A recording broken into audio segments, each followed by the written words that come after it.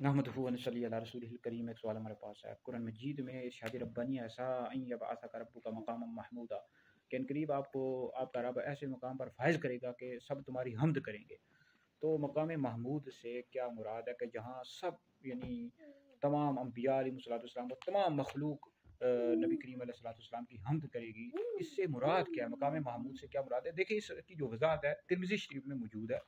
हज़रत सैयदना अबू हुरैरा रज़ियल्लाहु ताला अन्हु से रिवायत है, नबी करीम अलैहिस्सलाम की बरगाह में अर्ज़ की गई, या रसूलल्लाह मकाम महमूद क्या है? तो हुज़ूर अलैहिस्सलाम ने फरमाया शफ़ाअत, यानी इससे मुराद मकाम शफ़ाअत है। तमाम अव्वलीन आखिरीन नबी करीम अलैहिस्सलाम की हम्द बयान करेंगे। नबी करीम अलैहिस्सलाम की शफ़ाअत की बेशुमार किस्में कि हज़ूर अलैहिस्सलाम कुफ़ार की भी शफ़ाअत करेंगे कि हिसाब व किताब शुरू हो, इसको शफ़ाअत कुबरा भी कहा जाता है। फिर हज़ूर अलैहिस्सलाम मुसलमानों की शफ़ाअत करेंगे, मदीना में मरने वालों की शफ़ाअत करेंगे।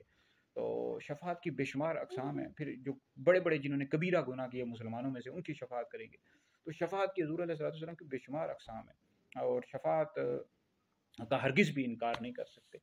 नबी करीम अलैहिस्सलाम की बेशुमार हदीस हैं इस हवाले से, और शफ़ाअत बरहक़ है, इसका इनकार हरगिज़ भी नहीं किया जा सकता। नबी करीम अलैहिस्सलाम क़यामत के दिन तमाम मुसलमानों की शफ़ाअत करेंगे, उनको जन्नत में लेकर जाएंगे।